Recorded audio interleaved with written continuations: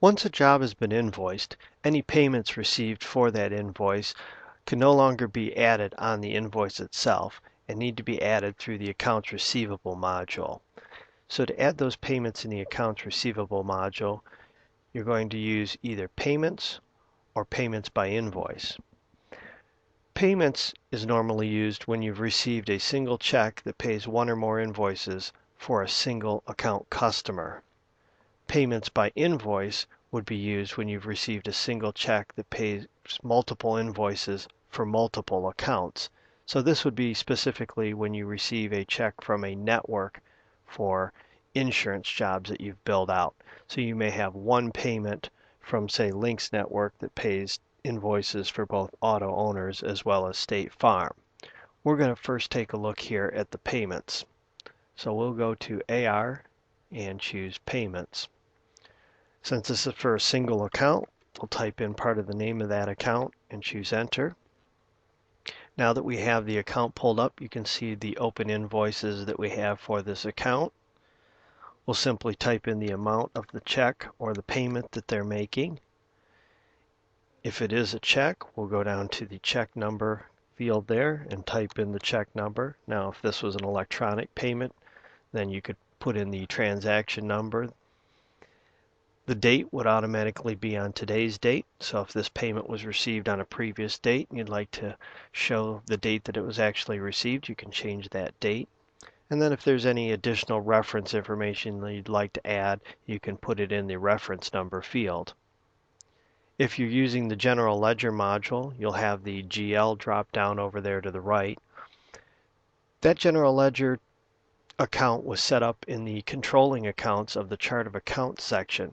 So generally speaking, you're not going to change that GL account. You've already set it where you want it, which normally would be undeposited funds. There's only certain special situations in which you may want to change that general ledger account. The type will automatically be check. Now if you've received the payment from a different method, you can change that type.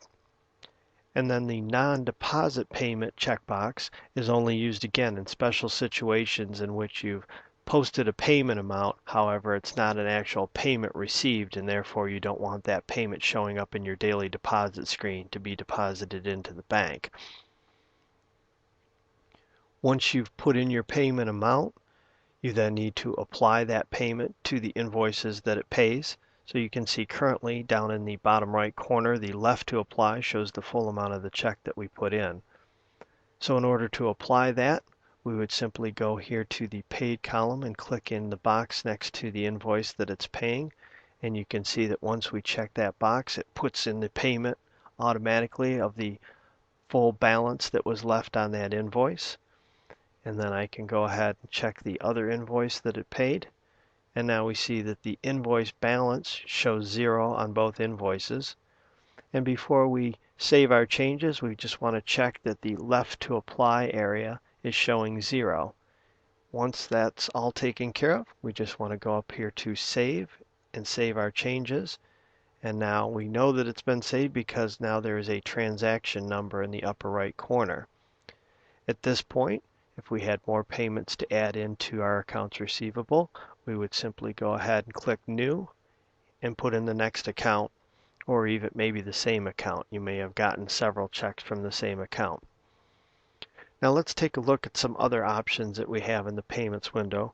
We're going to go ahead and go back to that same payment transaction we were just working on. We'll take a look at the buttons down at the bottom. First, look at the middle button there, the Unapply All, and obviously if we just click on that, it takes the check marks away from anything that we've checked as paid. The Auto Apply is going to automatically apply the payment to the invoices that are open. Now it will start by applying the payment to the oldest invoice that's open. Then if there's still money left to apply, it'll apply it to the next oldest invoice that's open, and so on until there's no more money to apply. Now this works great if the check pays all of the invoices that are open. However, if it's not paying all of the open invoices, it can get you into some trouble because, again, it applies to the oldest invoices. So for some reason, the customer paid a few invoices that were newer than some of the other ones that they didn't pay, then you may end up having payment applied to the wrong invoices. And so then you may end up with one invoice that has a balance that really shouldn't have a balance, and you may have other invoices that are marked as paid that really aren't paid, and others that are paid that are not marked as paid. So again, you need to be sure on the auto apply that it's either paying all of the invoices or at least all of the oldest invoices before using it. The last button at the bottom there, the Go to Invoice, that would be used for situations where you're trying to mark a particular invoice as being paid and you have a very long list of invoices there and you're not finding it. You can simply click on the Go to Invoice, type in the invoice number and hit enter, and then it will put you right on that record so that you can then mark it to be paid or make any changes that you want to. Now that we've looked at a normal payment and applying that payment to the open invoices, let's take a look at some situations that come up from time to time and how to deal with those situations. First, we'll go ahead and unapply this. And let's say that the customer short paid you. That can be kind of a common thing that happens. So let's say that they just paid us $600. And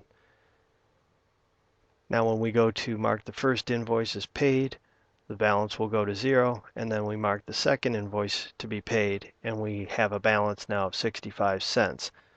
So there's a couple different ways you could handle that.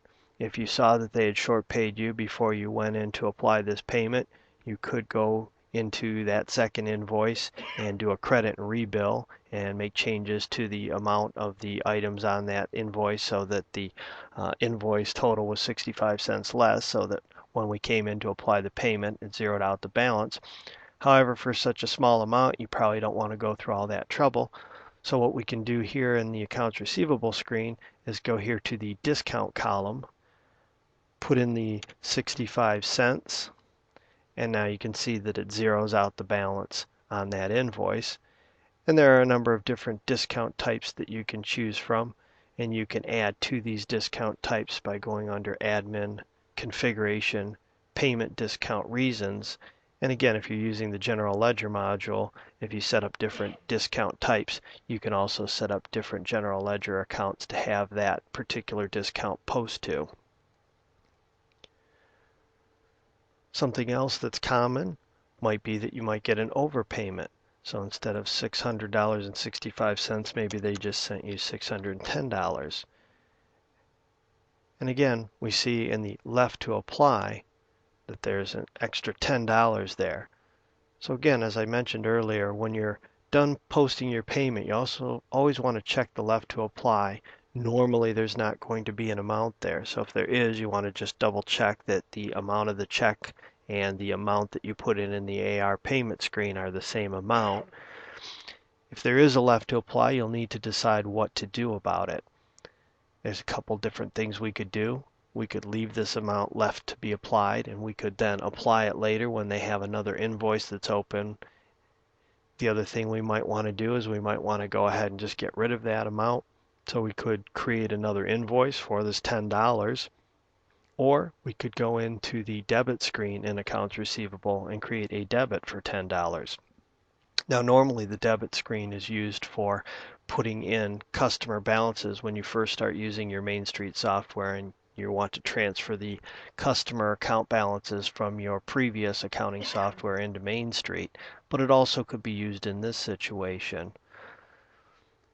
When we save this payment with a left to apply amount, you can see now in the upper right corner we've got the unapplied payments button lit up. So what that means is if we go into that account the next time, it'll still show lit up like that, letting us know that we have a payment that hasn't been applied yet. So we could click on that button to go back to that unapplied payment and then apply it to something. So right now we don't have anything we can apply it to. So again, we could wait until there's an open invoice for this account again, or we could create a debit. So let's take a look at making a debit. We'll go into the AR debit section, pull up this account. In the reference area, we're going to just put in that it's an overpayment.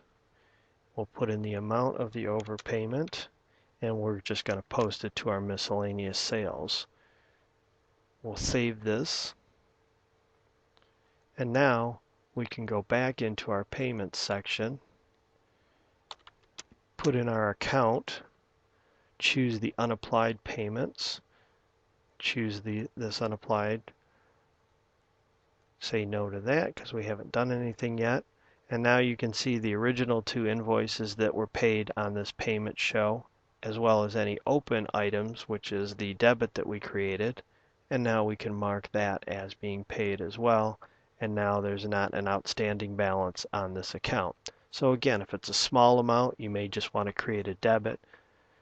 If it's a large amount, you may want to just leave it on their account until they have another open invoice and then apply it to that next open invoice.